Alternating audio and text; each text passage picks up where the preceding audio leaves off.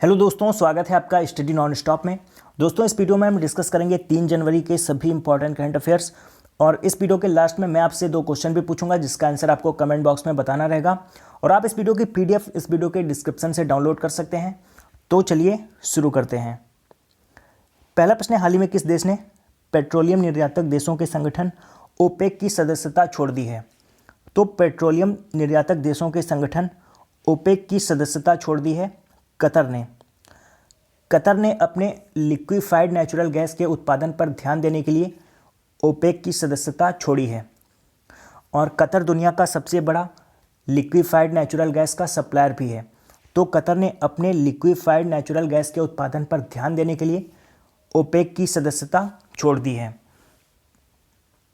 और यहाँ पर बात हुई है कतर की, तो कतर की राजधानी है दोहा, कतर की करेंसी है रियाल, और कतर के प्रधानमंत्री हैं अब्दुल्ला बिन नसर बिन खलीफा अल थानी।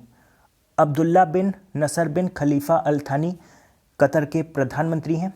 और यहाँ पर बात हुई है ओपेक की। ओपेक का फुल फॉर्म होता है Organisation of the Petroleum Exporting Countries.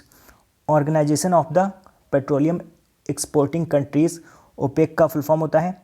OPEC का मुख्यालय है ऑस्ट्रिया की राजधानी वियना में। और ओपेक की स्थापना हुई थी इराक की राजधानी बगदाद में। इसकी स्थापना इराक की राजधानी बगदाद में हुई थी, लेकिन इसका मुख्यालय है ऑस्ट्रिया की राजधानी वियना में। और ओपेक के वर्तमान महासचिव हैं मोहम्मद बारकिंदो। मोहम्मद बारकिंदो। अगला प्रश्न, हाल ही में किसे एलआईसी का अंतरिम चेयरमैन नियुक्त किया गया? तो हाल ही में एलआईसी का अंतरिम चेयरमैन नियुक्त किया गया है हेमंत भार्गव को। इससे पहले एलआईसी के चेयरमैन थे बीके शर्मा। तो अब एलआईसी का अंतरिम चेयरमैन नियुक्त किया गया है हेमंत भार्गव को। ये जो आपको इमेज में दिखाई दे रहे हैं यही है हेमंत भार्गव।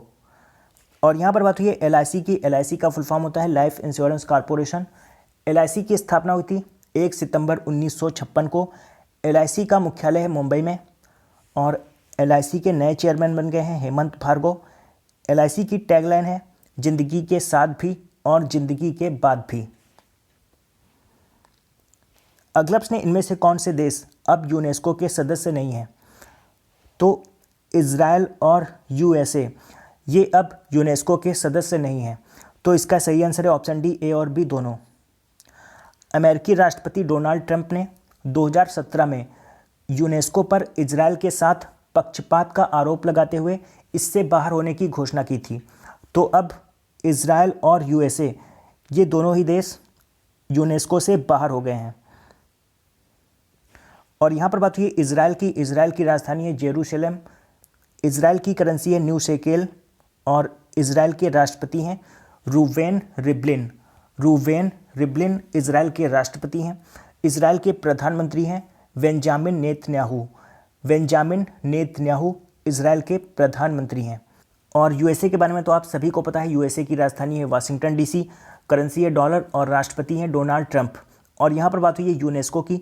तो यूनेस्को ये विश्व धरोहर स्थलों को संरक्षण देने के लिए जाना जाता है। यूनेस्को की फुल फॉर्म है United Nations Educational Scientific and Cultural Organisation. United Nations Educational Scientific and Cultural Organisation ये यूनेस्को की फुल फॉर्म होती है। यूनेस्को की स्थापना हुई थी 1945 में। इसका मुख्यालय है फ्रांस की राजधानी पेरिस में। और यूनेस्को के डायरेक्टर जनरल हैं ऑड्रे एजोले। Audrey Azoulay.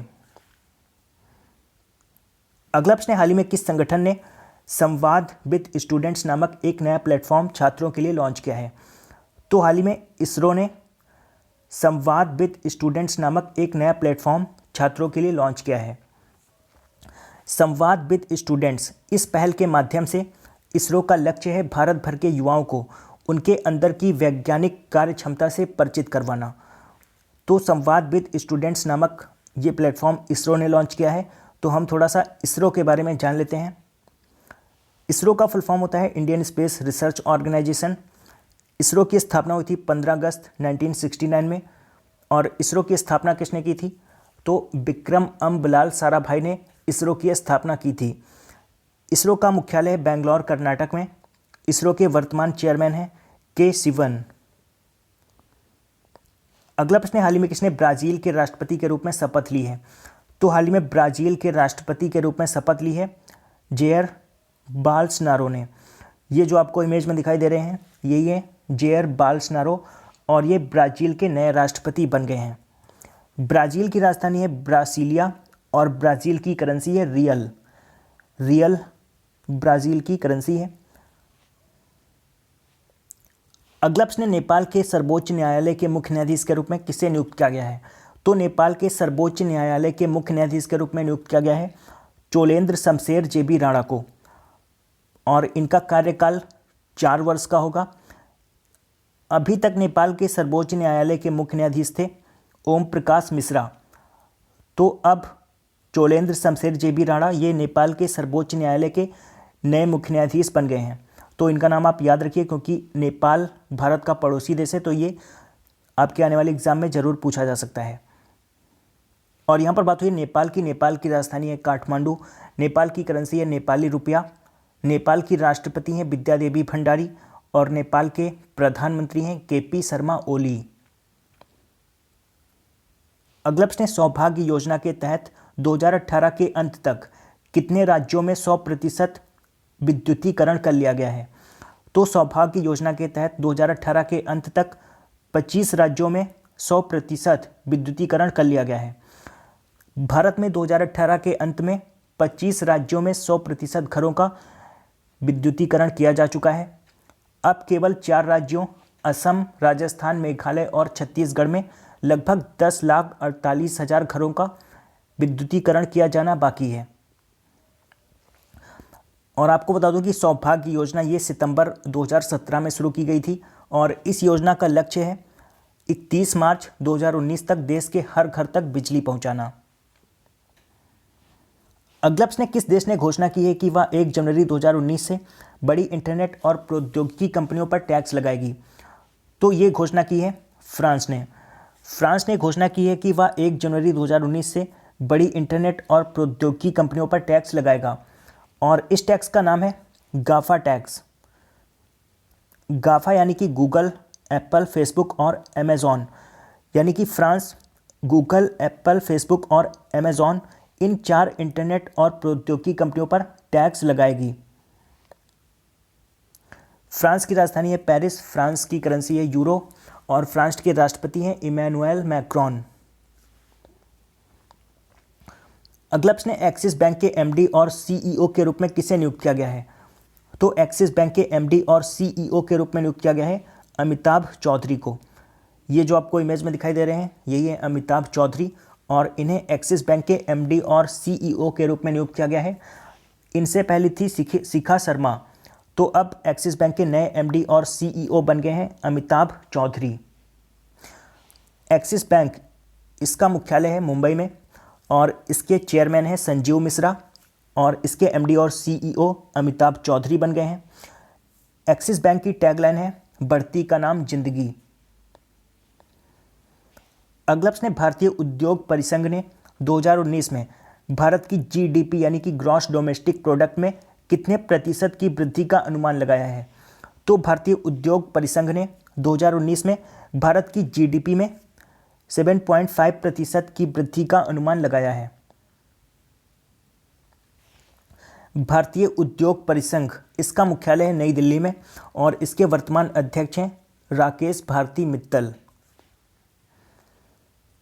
अगला प्रश्न, आरबीआई ने कितने करोड़ रुपए तक के मौजूदा कर्ज लौटाने में नाकाम रही एमएसएमई इकाइयों को ऋण पुनर्गठन की अनुमति दी है? तो आरबीआई ने 25 करोड़ रुपए तक के मौजूदा कर्ज लौटाने में नाकाम रही एमएसएमई इकाइयों को ऋण पुनर्गठन की अनुमति दी है। एमएसएमई इसका फुल फॉर्म होता है micro small and medium enterprises, और वर्तमान में एमएसएमई मिनिस्टर हैं गिरिराज सिंह। और यहाँ पर बात हुई है आरबीआई की। आरबीआई का फुल फॉर्म है reserve bank of India. RBI की स्थापना हुई थी 1 अप्रैल 1935 को। आरबीआई का मुख्यालय है मुंबई में, और आरबीआई के वर्तमान गवर्नर हैं शक्तिकांत दास। शक्तिकांत दास ये आरबीआई के 25वें नंबर के गवर्नर हैं।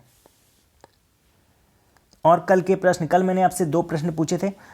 पहला प्रश्न मैंने पूछा था हाल ही में किसे मुख्य सूचना आयुक्त नियुक्त किया गया है? तो इसका सही आंसर था ऑप्शन बी सुधीर भार्गव को। दूसरा प्रश्न मैंने पूछा था आईसीसी द्वारा 2018 के लिए women cricketer of the year और women one day player of the year का खिताब किसने जीता है? तो इसका सही आंसर था ऑप्शन डी, स्मृति मंधाना ने। और लगभग सभी लोगों ने इन दोनों प्रश्नों का सही आंसर दिया है। और आज आपका पहला प्रश्न है, हाल ही में किसे रेलवे बोर्ड के अध्यक्ष के रूप में नियुक्त किया गया है? और आज आपका दूसरा प्रश्न है, इनमें से कौन गेंदबाज 2018 में क्रिकेट के सभी प्रारूपों में सबसे अधिक विकेट लेने वाले गेंदबाज बन गए हैं? तो इन दोनों प्रश्नों का आंसर आपको कमेंट बॉक्स में बताना है। तो दोस्तों आशा करता हूं कि आपको ये वीडियो पसंद आया होगा। अगर आपको ये वीडियो पसंद आया तो आप इसे लाइक और शेयर जरूर करिए। और अगर आपने अभी तक इस चैनल को सब्सक्राइब नहीं किया है तो चैनल को सब्सक्राइब कर लीजिए। मैं हर रोज़ सुबह 4 बजे करंट अफेयर्स का वीडियो अपलोड करता हूं, तो आप चैनल को सब्सक्राइब करके नोटिफिकेशन बिल ऑन रखिए, जिससे मैं वीडियो अपलोड करूं तो उसका नोटिफिकेशन आपको मिल सके। तो दोस्तों मिलते हैं कल सुबह, तब तक के लिए goodbye and take care.